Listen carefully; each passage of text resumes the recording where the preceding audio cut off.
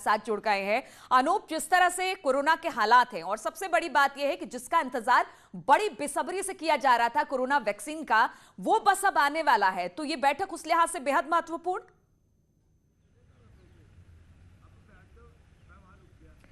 देखिए, काफ़ी महत्वपूर्ण बैठक कही जा सकती है। प्रधानमंत्री नरेंद्र मोदी की अध्यक्षता में होगी, लेकिन आपको नीलू बता दूं कि इस बैठक से ठीक पहले स्वास्थ्य मंत्रालय में बड़ी बैठक चल रही है जो डॉक्टर हर्षवर्धन ले रहे हैं अधिकारियों के साथ, क्योंकि जो सर्वदलीय बैठक होगी उसमें सबसे पहले स्वास्थ्य मंत्रालय की तरफ से एक वीडियो प्रेजेंटेशन सभी राजनीतिक पार्टियों के सामने रखा जाएगा और उसके बाद स्वास्थ्य मंत्री डॉक्टर हर्षवर्धन जो है वो अपना स्टेटमेंट देंगे, वो अपना स्पीच देंगे और बताएंगे कि अब तक कोरोना महामारी को लेकर केंद्र सरकार की तरफ से क्या पहल की गई है और अभी के ताजा हालात क्या हैं और आगे इससे निपटने के लिए केंद्र सरकार क्या करने जा रही है। दूसरी तरफ जिसका जिक्र आप भी कर रही थी, कोरोना वैक्सीन को लेकर, क्योंकि पूरे देश को कोरोना वैक्सीन का इंतजार है, सभी कर रहे हैं। और जिस तरीके से पिछले दिनों प्रधानमंत्री नरेंद्र मोदी 3 वैक्सीन निर्माता कंपनियों का प्रधानमंत्री ने दौरा किया था और उसके बाद 3 कंपनियों के जो है अधिकारियों और वैज्ञानिकों से बातचीत की थी,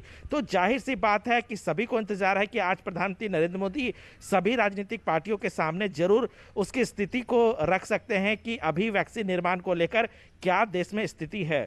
दूसरी तरफ आपको बता दूं कि सरकार के सामने सबसे बड़ी चुनौती है कि किस तरीके से कोरोना वैक्सीन को लोगों तक वितरित किया जाए।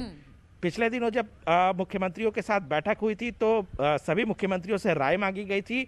आज भी संभावना है कि सभी पार्टियों से इस बारे में राय मांगी जाएगी कि वैक्सीन के वितरण को लेकर उनके पास क्या एजेंडा है। जी नीलू, चलिए, तो बहुत महत्वपूर्ण बैठक है कोरोना को लेकर, कोरोना की वैक्सीन को लेकर पीएम की अगुवाई में सर्वदलीय बैठक हो रही है और अब देखना होगा कि इसमें किस तरह की चर्चा होगी। बहुत बहुत शुक्रिया आपका अनूप, हमारे साथ जुड़ने के लिए।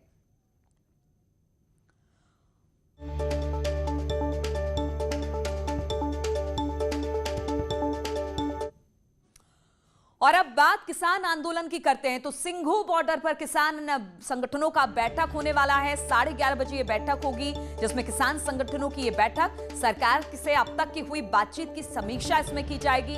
किसान आंदोलन का आज 9वां दिन है, हम आपको बता दें, और दिल्ली के सभी बॉर्डर पर किसान डटे हुए हैं। लेकिन 4 दौर की बातचीत हो गई है, 5वें दौर के लिए कल एक बार फिर से बुलाया गया है। लेकिन अब किसान 11:30 बजे आज जो तमाम संगठन है उनकी बैठक हो रही है, क्योंकि अब तक जो बातचीत हुई है और कल जो बातचीत होगी उस पर एक स्ट्रेटेजी तैयार करने की कोशिश, उस पर एक राय बनाने की कोशिश किसानों की तरफ से। और 11:30 बजे किसान संगठनों की ये बैठक होगी, सरकार की बातचीत की समीक्षा इसमें की जाएगी। लेकिन हम आपको बता दें कि आज 9वां दिन है और बातचीत अभी तक बेनतीजा रही है, इसलिए किसान लगातार आंदोलन कर रहे हैं। दिल्ली के सभी बॉर्डर पर अब भी किसान डटे हुए हैं।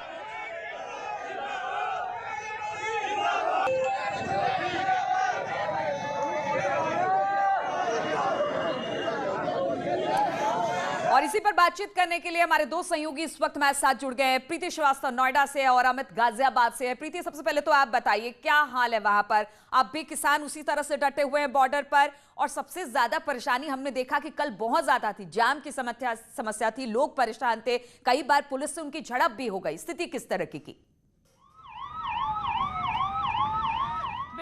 बिल्कुल नीलू, मैं आपको बता दूं कि इस समय हम खड़े हैं डीएनडी पर और डीएनडी पर यहाँ लंबा जाम लगा हुआ है और ये आप देख सकते हैं कि एम्बुलेंस यहाँ पर काफी देर से फंसी हुई थी और बड़ी मुश्किल से ये एम्बुलेंस यहाँ से अभी निकाली जा गई है।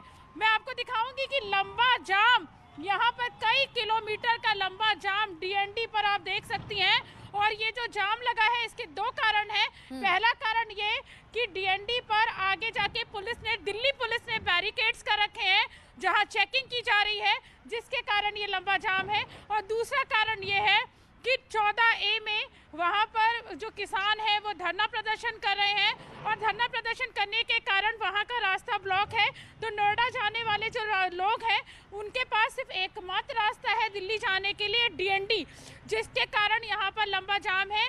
NH-24 पे भी किसानों का कब्जा है, जिसके कारण डीएनडी पर लंबा जाम है। यहाँ पर जो लोग हैं वो कम से कम 1 घंटे से जाम में फंसे। लोगों से बात करने की कोशिश करते हैं कि वो कितनी देर से यहाँ पर फंसे हुए हैं और उनका क्या कहना है।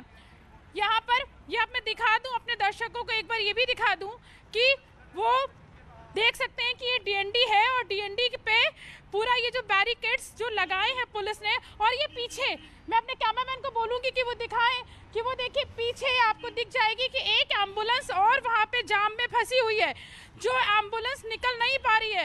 एक एम्बुलेंस हालांकि पुलिस ने अभी कड़ी मशक्कत के बाद यहाँ पर निकाली है, लेकिन एक एम्बुलेंस बिल्कुल प्रीति, सबसे बड़ी बात यह है कि एक तरफ किसानों का प्रदर्शन चल रहा है, उन्होंने रास्ता ब्लॉक कर लिया है, और दूसरी तरफ बैरिकेडिंग पुलिस की तरफ से चेकिंग वहां पर चल रही है। लेकिन सबसे ज्यादा दिक्कत जो रोज वहां से गुजरते हैं उनके लिए, और जो जिस तरह से आपने बताया कि इमरजेंसी सेवाएं भी इससे बाधित हो रही है। अमित भी हमारे साथ जुड़े हुए हैं गाजियाबाद से। अमित, वहां का क्या हाल? क्योंकि हमने देखा कि दिल्ली से अंदर जाने वाले जितने रास्ते हैं सभी बॉर्डर इस वक्त बंद है, सभी पर हालात बहुत खराब होते चले जा रहे हैं। वहां की क्या स्थिति?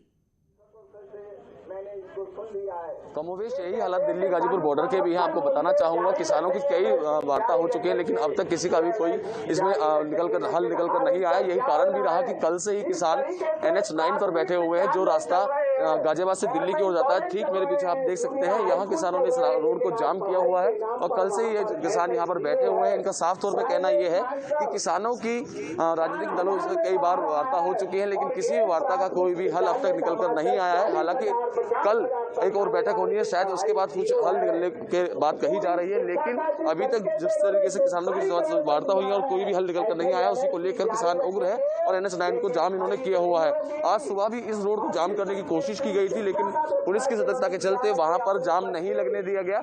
आप देख सकते हैं ठीक मेरे पीछे यहाँ पर पुलिस बल भारी तादाद में तैनात किया गया है, ताकि किसी प्रकार की ये बताइए, जो इस रास्ते से गुजर रहे हैं, क्या उनके लिए अल्टरनेटिव कोई व्यवस्था की गई है किसी और सड़क से, या फिर इसी सड़क पर एक तरफ किसान है दूसरी तरफ लोगों को जाने की इजाजत है? किस तरह की व्यवस्था की गई है? जी बिल्कुल, जो NH9 के थ्रू लोग बाग दिल्ली में एंट्री किया करते थे, जब से ये बंद हुआ है, यानी कल से जब से ये बंद हुआ है, उनके लिए व्यवस्था आनंद विहार वाले रास्ते से की गई है। साथ ही दिलशाद गार्डन वाला एक रास्ता पड़ता है, दोनों रास्तों की तरफ से रूट डाइवर्ट कर दिया गया है। वहीं दूसरी ओर जहां ये धरना प्रदर्शन चल रहा है, जहां ये जाम लगाया हुआ है, इसके बराबर में भी जो किसान है उन्होंने रास्ता दिया है, जिसमें कि इमरजेंसी वाहन और एम्बुलेंस को आसानी से जाने दिया जा रहा है। लेकिन लोगों का कहना यही है कि हालांकि जो किसानों की मांग है वो जायज है, लेकिन जो इनका तरीका है उस तरीके को चेंज करके कुछ लोगों को इसकी वजह से परेशानी हो रही है। किसानों से जब इस बारे में बात की गई तो उनका साफ तौर पर कहना यही था कि अन्नदाता सड़कों पर, वजह यही है कि जो कानून है जिसे काला कानून कह रहे हैं। मांगों पर डटे हुए हैं। किसानों का कहना है कि जब तक सरकार से बातचीत किसी नतीजे पर नहीं पहुंचाती है वो इसी तरह से डटे रहेंगे। लेकिन मुश्किल इस बात की, जो आम लोग हैं उनको भारी परेशानी हो रही है, और वो परेशानी की तस्वीरें लगातार हम दिखा भी रहे हैं। बहुत बहुत शुक्रिया प्रीति अहमद आपका हमारे साथ जुड़ने के लिए। और रुकेंगे छोटे से ब्रेक के लिए, बहुत जल्द लौटते हैं।